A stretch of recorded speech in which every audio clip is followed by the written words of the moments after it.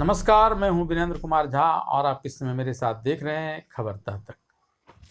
देश के अन्य राज्यों की बात करें तो अक्सर तरह तरह की चर्चाएं होती हैं। मसलन बिहार का उदाहरण लिया जाए तो अभी जाति गणना ओबीसी की बात हो रही है, तो कभी जीतन राम मांझी के द्वारा महागठबंधन छोड़ने की बात होती थी। समय समय पर बदलता था, लेकिन बिहार एक ऐसा राज्य है जहां अक्सर आपको एक दो ही मुद्दे मिलेंगे। या तो 1932 का खतियान और स्थानीयता की बातें होगी, या नहीं तो फिर भ्रष्टाचार की। घुमा फिरा कर अक्सर इन्हीं बातों पर चर्चा होती है, और उसमें भी सबसे ज़्यादा चर्चा होती है भ्रष्टाचार को लेकर, क्योंकि यह ऐसा मुद्दा है जिसमें कहा जाता है कि यहाँ आम आदमियों के समूहों में से ज़्यादातर लोग से लेकर बड़े बड़े पदाधिकारी और यहाँ तक कि छोटे जनप्रतिनिधि से लेकर मंत्रियों तक की इसमें संलिप्तता होती है।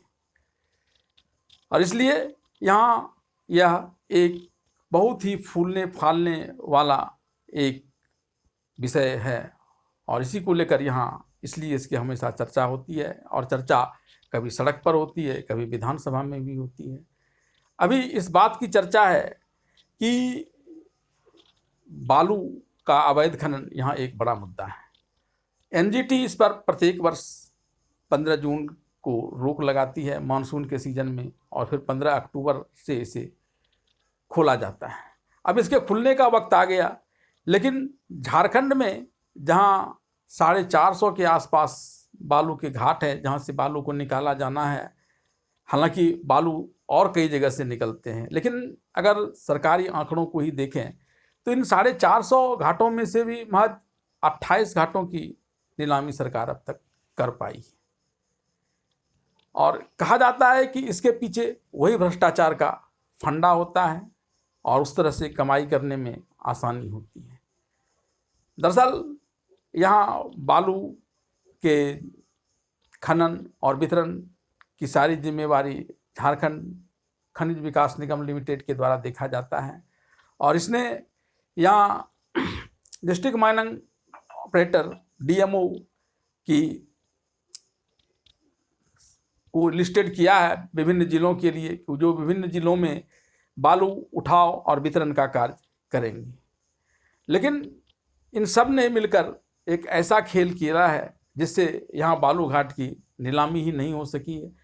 एनजीटी के रोक के बावजूद भी यहाँ अक्सर बालुओं की अवैध खरीद फरोख्त हुआ करता था, और ऐसे में जब अब वह एनजीटी की भी रोक हट गई है तो किस तरह से धड़ल्ले से यह चालू हो जाएगा, यह तो थोड़ी दिन के बाद ही दिखना यहाँ प्रारंभ हो जाएगा। सड़कों पर अक्सर बालू लदी गाड़ियाँ बालू घाट से ट्रैक्टरों पर, और उसके बाद फिर बड़े बड़े हाईवों में भरकर देश के कई राज्यों तक चला जाएगा। झारखंड को इसका राजस्व नहीं मिलेगा, लेकिन उन माफिया तत्वों की, उन भ्रष्ट अधिकारियों की, उन भ्रष्ट मंत्रियों की, विधायकों की, स्थानीय जनप्रतिनिधियों की जेब जरूर भरती चली जाएगी, क्योंकि ये सारा खेल अवैध रूप से होगा। और इसके पीछे एक बड़ी सोची समझी रणनीति अपनाई गई टेंडर नहीं होने को लेकर के। टेंडर आमंत्रित भी किए गए, लेकिन चूँकि कुछ खास लोगों को चिन्हित किया गया था डीएमओ के रूप में, और उन लोगों ने जानबूझ करके इतना कम रेट डाला जो निम्नतर स्तर होता है उससे काफ़ी कम था। वैसे झारखंड खनिज विकास निगम लिमिटेड ने 83 रुपये प्रति घन मीटर की दर से बालू का उठाव निर्धारित किया है, लेकिन इन लोगों का रेट काफ़ी कम था, और तब यह कहकर सारे टेंडर को निरस्त कर दिया गया कि इस बीच में जब तक एनजीटी की रोक लगी हुई है, एक नई दर, व्यवहारिक दर तय कर ली जाएगी, और फिर उसके हिसाब से टेंडर आमंत्रित किए जाएंगे। लेकिन ऐसा कुछ हुआ नहीं। अब कुछ दिनों के बाद फिर बालू को लेकर के तरह तरह के कुछ सरकारी ज़रूरत बताकर, कुछ लोगों की ज़रूरत बताकर यहाँ पर कुछ बालू घाटों को स्थानीय पंचायती राज व्यवस्था के तहत खोलने की बात की जाएगी। और फिर ये जो मिले हुए तत्व हैं, माफिया तत्व, जिसमें स्थानीय बिचौलिया से लेकर के प्रशासन और पुलिस के निम्न स्तरीय कर्मचारी से बड़े बड़े पदाधिकारी, स्थानीय जनप्रतिनिधि से लेकर बड़े बड़े मंत्री तक की संलिप्तता रहती है। और यह बात कोई ऐसे ही मैं नहीं कह रहा हूँ। आपने देखा होगा कि किस प्रकार से मुख्यमंत्री हेमंत सोरेन के विधायक प्रतिनिधि हिमांशु मिश्रा इसी अवैध बालू के मामले में जेल गए। यहाँ तक कि मुख्यमंत्री हेमंत सोरेन को भी जो बार बार ईडी का नोटिस दिया जा रहा है वह भी अवैध खनन से ही जुड़ा हुआ है।